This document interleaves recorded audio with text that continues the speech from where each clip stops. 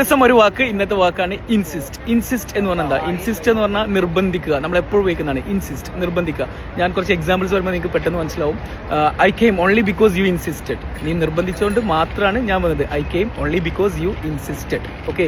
അതുപോലെ തന്നെ I am not insisting you, if you want you can buy. ഞാൻ നിന്നെ നിർബന്ധിക്കുന്നില്ല, if you want you can buy. നമ്മൾ എപ്പോഴും ഉപയോഗിക്കുന്നില്ല I am not insisting you, if you want you can buy. അതുപോലെ തന്നെ my wife is insisting me to buy a new car. എൻ്റെ wife പുതിയൊരു കാർ വാങ്ങാൻ എന്നെ നിർബന്ധിക്കുന്നുണ്ട്. My wife is insisting me to buy a new car. മനസ്സിലായോ? അങ്ങനെ ഞാൻ ഒരു ടാസ്ക് ഇരട്ടെ. അതായത് അവനെ ഫുഡ് കഴിക്കാൻ നീ നിർബന്ധിക്കണ്ട. അതെങ്ങനെയാണ് പറയുന്നത് ഇവിടെ കോമന്റ് ചെയ്യാം. അപ്പോൾ ഇതുപോലെ ഒരുപാട് വാക്കുകൾ നിങ്ങൾക്ക് പഠിക്കണോ? കുറേ വാക്കുകൾ പഠിച്ചുകൊണ്ട് മാത്രം കാര്യമല്ല, നമ്മൾ സംസാരിക്കണം. സംസാരിച്ച് നിരന്തരം സംസാരിച്ച് പ്രാക്ടീസ് ചെയ്താൽ മാത്രമേ നമുക്ക് റിസൾട്ട് ഉണ്ടാവുള്ളൂ. ഞങ്ങൾ ഓൺലൈനിലൂടെയുള്ള സ്പോക്കൺ ഇംഗ്ലീഷ് കോഴ്സുകൾ നടത്തുന്നുണ്ട്.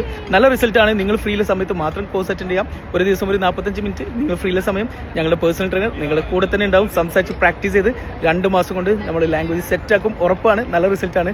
മുകളിൽ പോവാം. ബയോയിൽ വാട്സപ്പ് ലിങ്ക് ഉണ്ട്. 2 ദിവസം കൊണ്ട് പുതിയ ബാച്ച്